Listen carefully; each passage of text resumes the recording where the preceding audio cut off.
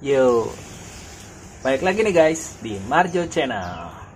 Kali ini kita akan membahas apakah kita memerlukan yang namanya obat-obatan untuk ikan kita. Saksikan terus video ini hingga selesai.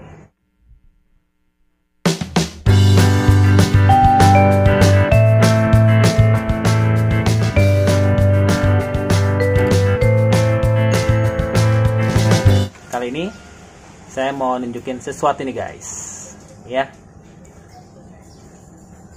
Oke. Nah, ini ada ini. Sekali lagi ya. Saya tidak di endorse, tapi saya hanya ingin membagikan informasi buat teman-teman semua ya. Oke, nah ini. Nah, ini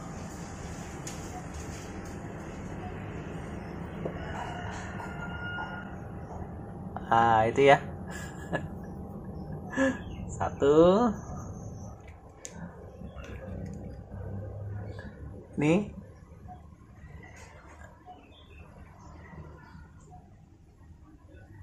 Dua.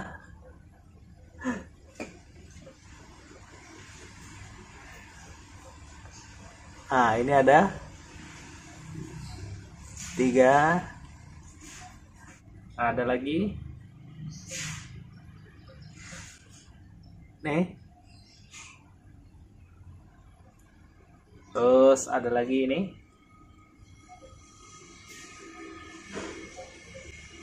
Ini. Nah, ini pasti udah tahu nih, ya.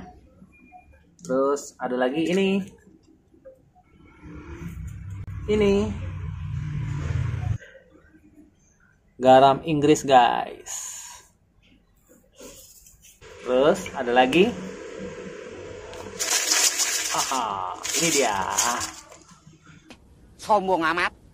Itu tadi apaan sih? Gitu ya. Itu tadi adalah obat-obatan yang wajib, bisa dikatakan P3K-nya untuk ikan-ikan kita.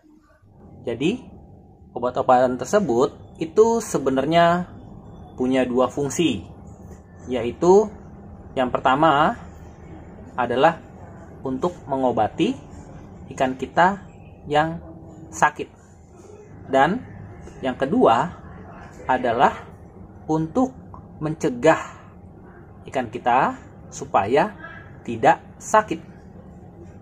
Jadi walaupun ikan teman-teman itu tidak sakit, ada baiknya teman-teman memiliki obat-obatan tersebut.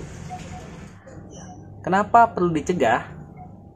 Karena begini, ketika kita mengganti air lama di akuarium kita, kemudian memasukkan air baru ke dalam akuarium kita, itu bisa saja air yang baru tersebut itu membawa bibit penyakit atau bakteri. Jadi tanpa kita sadari bahwa sebenarnya air yang kita berikan itu sebenarnya mengandung bakteri penyakit tersebut. Bakteri penyakit ini kan tidak terlihat oleh mata kita. Jika parameter air itu bisa membuat ikan menjadi stres, di lain hal itu ada yang namanya bakteri penyakit yang bisa saja muncul, yang kemudian akan menjangkiti ikan-ikan yang ada di akuarium kita.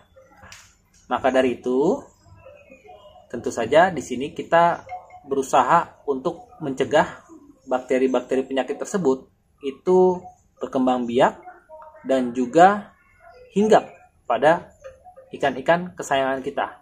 Disinilah perlunya ada obat-obatan seperti yang tadi saya sampaikan. Jadi obat-obatan ini sebenarnya fungsi utamanya bukanlah mengobati, tetapi adalah untuk mencegah. Kenapa fungsi utamanya bukanlah mengobati, tapi mencegah? Karena mengobati ikan itu jauh lebih sulit daripada apa yang kita bayangkan. Makanya di sini saya ingin menyampaikan kepada teman-teman mencegah lebih baik daripada mengobati. Buktinya apa? Mencegah lebih baik daripada mengobati. Coba ya. Coba teman-teman lihat beberapa dari mungkin video-video memberikan tips pengobatan untuk ikan. Itu biasanya jarang sekali memberikan video hasilnya. Jarang sekali memberikan video hasil setelah pengobatannya. Tapi setelah melewati proses pengobatan tersebut, itu saya hampir jarang sekali ya melihat hasil yang diberikan. Menurut pengalaman saya, tingkat kesuksesan pengobatan itu sangat kecil. Bahkan bisa dikatakan kurang dari 50%. Apalagi untuk ikan-ikan yang rentan seperti ikan diskus misalnya, dan juga ikan gapi. Di sini saya tidak akan memberikan informasi bagaimana cara mengobati ikan, tetapi di sini saya akan memberikan tips untuk mencegah terjadinya penyakit pada ikan kita. Tips yang pertama, jika teman-teman baru ingin memiliki ikan, sudah memiliki tempatnya, misalnya seperti akuarium, ember, atau lain sebagainya, bisa dibersihkan tempat-tempat tersebut itu menggunakan cairan disinfektan. Jadi silakan teman-teman rendam dulu apakah akuarium tersebut atau apapun itu ya dengan air yang sudah dicampur dengan disinfektan. Kemudian diamkan selama 1 hari. Kemudian kuras kembali airnya, lalu bersihkan dengan sabun. Kemudian dibersihkan lagi, dibilas, dilap hingga kering. Itu adalah hal pertama yang harus teman-teman lakukan untuk mensterilisasi akuarium, tempat di mana teman-teman akan memasukkan ikan tersebut. Kalau sudah kering, kemudian barulah teman-teman mulai melakukan proses pengendapan air. Kemudian masukkan obat pencegah penyakit seperti jamur dan bakteri dan lain sebagainya. Contohnya kalau saya biasanya ya menggunakan yang ini. Nah, jadi ini obat eksternal dulu ya. Obat eksternal. Atau bisa juga ditambahkan juga dengan ini. Gitu ya. Tapi sekali lagi memberikannya adalah dengan dosis rendah. Karena kita di sini memberikan dosis pencegahan. Boleh juga ini ya. Atau boleh juga ini. Atau bisa juga pakai yang ini ya, yang mungkin biasa mudah untuk ditemui di toko-toko ikan. Ya, ini biasanya disebutnya akriflavin.